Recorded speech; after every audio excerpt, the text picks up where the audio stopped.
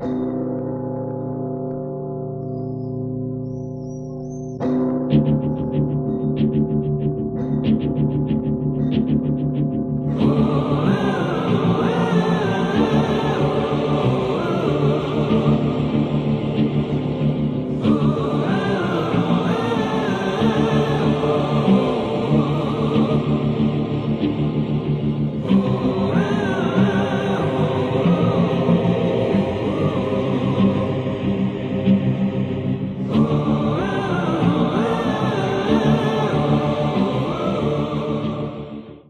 notre seul corps, Perceval. Il me suffit de disparaître avec. Le temps qu'ils en trouvent une autre. Tu ne survivras jamais seul. On verra. Plus longtemps que toi, en tout cas. Si tu me laisses ici, je ne pourrai pas corriger l'erreur. Ah oui, c'est vrai. Je suis une erreur. Eh bien, parlons-en justement. En quoi suis-je une erreur exactement, Perceval? Tu veux continuer à faire ce cauchemar toute ta vie, c'est ça? Je veux comprendre. Mais il n'y a rien à comprendre.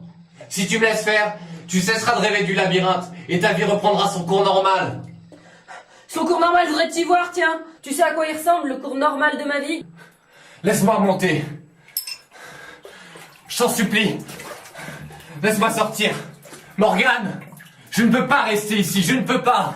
C'est marrant. On dirait que j'ai gagné mon pari. L'heure innommable est bien celle de la peur. Pourtant, s'il y a un truc permanent ici, c'est bien la peur. À chaque instant, elle est bien là, tenace et assidue. Alors pourquoi une heure entre toutes y serait associée? Mais ce n'est pas nous, pour une fois, qui sommes concernés, mais vous, les geôliers. Tu crois que je fais partie des geôliers? Geôlier ou huissier, peu importe, tu n'es pas des nôtres, Perceval. Tu es ici chez toi. Tu savais que j'étais en train de rendre visite à ton fameux docteur, alors que tu étais ici, et réveillé. Moi aussi, je me balade du labyrinthe à la réalité, mais je ne suis consciente que dans un seul lieu à la fois. Toi, tu es ubiquette. Non. Alors quoi? Bon, tu t'expliques où je m'en vais? Même si je le voulais, je ne saurais même pas par où commencer. Et si tu commençais par la guerre? Mais quelle guerre? D'après le devin, un des Kippours raconte que sans cruauté, la guerre perd tout son sens. Ça aussi, ça vient de ce fameux dogme. La cruauté, ça va. Je crois que c'est clair. Mais la guerre, c'est quoi votre guerre, Perceval? Guerre contre qui? Contre vous. Qui ça, nous? Vous, les êtres de chair. Parce que toi, tu n'es pas un être de chair? Non. Il va falloir que tu t'expliques, Perceval. Vous êtes né. Tandis que moi, j'ai été créé. Par qui? Par qui? Mais pourquoi est-ce que tu t'entêtes? Pourquoi est-ce que tu veux comprendre à tout prix? J'aurais dû me méfier. Il m'avait prévenu pourtant. Il m'avait dit prends garde à l'oniromancienne. Alloni quoi?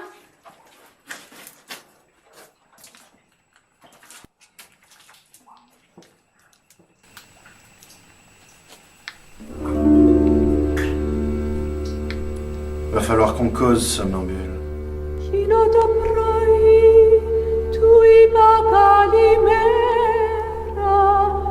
Morgane, fais pas ça!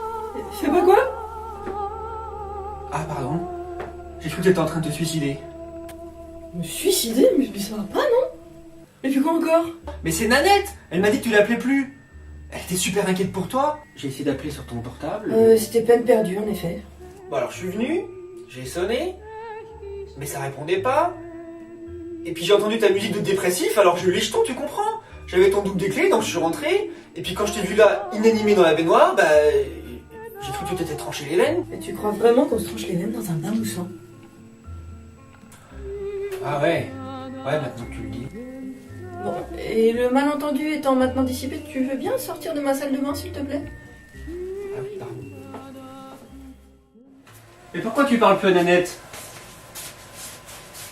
C'est une super copine, non? Bon, pas tant que ça, hein. Plutôt une collègue de bureau, comme toi. Ah. Quand même, silence radio du jour au lendemain, t'es un peu sévère, non?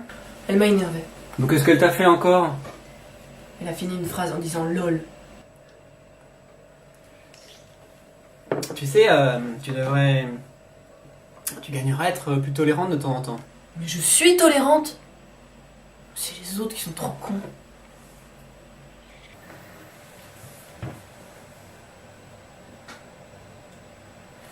Au fait, Morgane, tu trouves ça viril, toi, les poils chez un mec? Hein? Ouais, parce que moi, tu sais, j'en ai pas beaucoup. Et en fait, ça me complexe à mort. Ben, ça dépend. Non, mais rends-toi compte, je fais même pas la jonction. La jonction. Ouais, entre les poils pubiens et ceux du torse. Mais si ça peut te rassurer, moi non plus.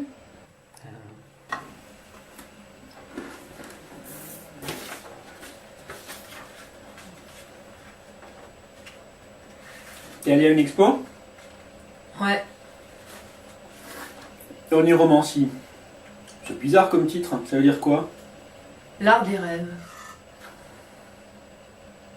Eh, c'est marrant cette image, on dirait. Ouais, on dirait, hein. C'est quoi le titre de celui-là? Somnambule.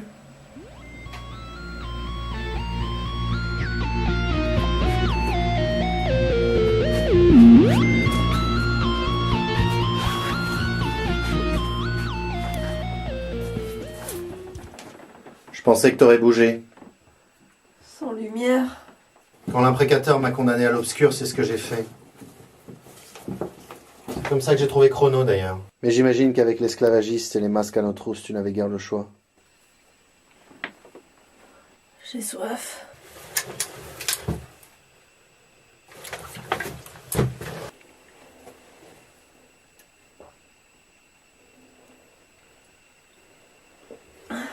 Combien de temps?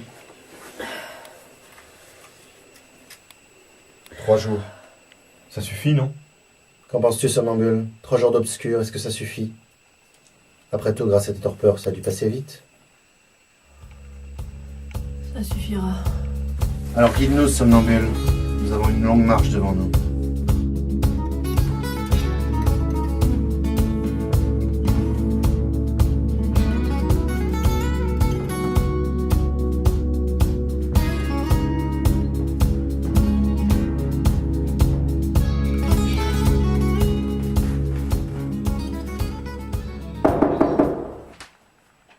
Bonjour.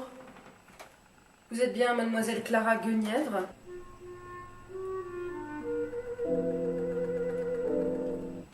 Mais ça va bien, mais qu'est-ce qui vous prend? Excuse-moi, somnambule, mais c'est si rare de recevoir la visite d'un de ces personnages. Personnage? Ah oui, j'imagine que vous pouvez voir ça comme ça. Entre, somnambule, tu es ici chez toi.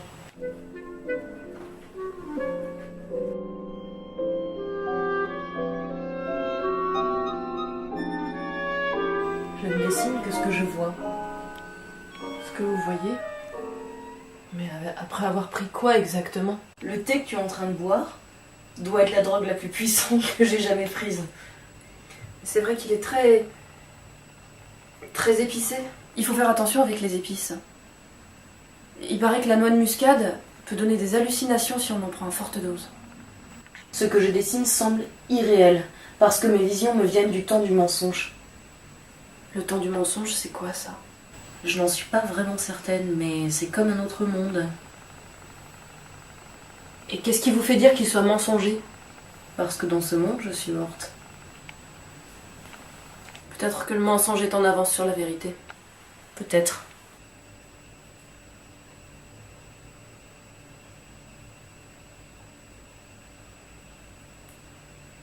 Donc tu n'en sais pas plus en fait.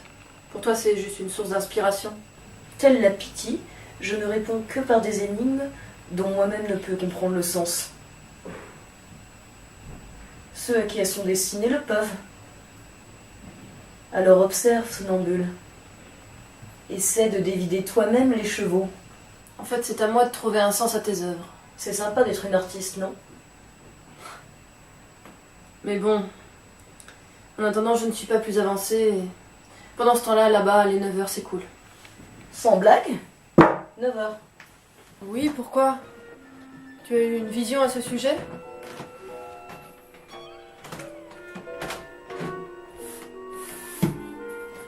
Les 9h, dans l'ordre.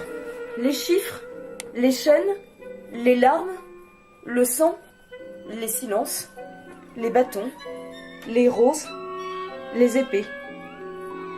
Et puis la dernière, celle qui n'était pas prévue, celle que l'enchanteur n'aura pas su nommer. C'est pour cela qu'elle effraiera les immortels. Comme les geôliers, comme Perceval, c'est bien ce que je pensais. Mais elle ne les effraie que parce qu'elle n'a pas de nom. Parce que pour eux, tout commence là, au premier instant du mensonge. Quand le ciel eut été éloigné de la terre, quand la terre eut été séparée du ciel, quand le nom de l'homme eut été fixé.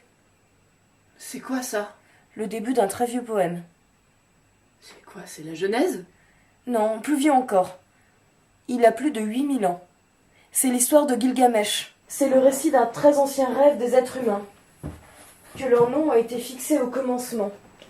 Que tout ait été voulu. Que leur existence ne soit pas le fruit du hasard. Donc qu'ils aient été créés en fait. Et c'est un rêve que l'un d'entre eux a décidé de réaliser. Qui? Aucune idée. Moi, je l'appelle l'enchanteur. Coucou. Ah, tiens, bonjour. Bonsoir, mon chéri. Bonsoir. Oh putain, on l'a déjà faite celle-là. Rappelle-moi ton prénom s'il te plaît. Sarah. C'est marrant, ça m'était sorti de la tête. Je me présente, mon ange.